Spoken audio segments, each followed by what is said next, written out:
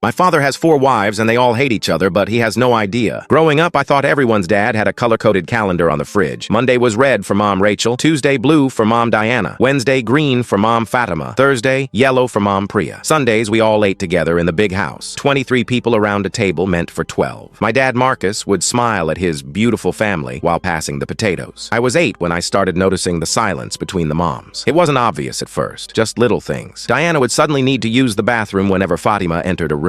Priya's smile would freeze when Rachel spoke. During Sunday dinners, they'd coordinate like a military operation, never sitting adjacent, never reaching for the same dish, never making eye contact. Dad would joke about having the most organized wives in the world. They'd all laugh, but it sounded like breaking glass. By the time I turned 12, I'd mapped out the invisible war zones in our houses. The kitchen island where Rachel accidentally broke Diana's favorite mug. The garden where Fatima planted thorny roses exactly where Priya liked to read. The garage where someone kept moving someone else's car to the street for space. I thought they were just quirky. Dad called it healthy competition. The real education came from my siblings. My older sister Aliyah started pointing things out. Notice how Diana's allergic to Rachel's perfume, but only on Tuesdays. Or how Priya suddenly developed migraines every time Fatima hosted book club. The moms had created an elaborate system of avoiding each other while maintaining Dad's fantasy of harmony. At Dad's 50th birthday party, all 4 moms insisted on making their own cakes. The kitchen became a battlefield disguised as a baking competition. Rachel used the last of the vanilla extract. Diana hid the good mixer. Fatima forgot Priya's cake in the oven. By evening, we had 4 cakes, each more passive-aggressively decorated than the last. Dad thought it was wonderful. My wives love me so much, they each made a cake. The breaking point happened when I was 16. I'd borrowed Fatima's phone to order pizza and saw the group chat. Surviving Marcus. 4 women who'd been pretending for 20 years, united only in their exhaustion. The messages were brutal. Countdown calendars to Dad's business trips. Shared strategies for avoiding family time. Rachel's message stopped me cold. 18 more months until Layla graduates. Then I'm done. That night at dinner, I watched them perform their usual symphony of false smiles and calculated kindness. Dad told his favorite story about how blessed he was, how other men envied his harmonious household. Diana gripped her fork so tight her knuckles went white. Priya stared at her plate. Fatima's eye twitched. Rachel was already checking apartment listings under the table. I realized then that my father had built his dream life on the backs of 4 women who'd given up their own dreams to maintain his delusion. He genuinely believed his wives were best friends who'd chosen this life. He had no idea he was the only thing keeping 4 miserable women trapped in the same orbit, colliding in silence while he called it love. Now I'm 23, and 3 of the 4 moms have left. Dad still doesn't understand what went wrong. He keeps the color-coded calendar on the fridge, most squares empty now, waiting for his perfect family to come home.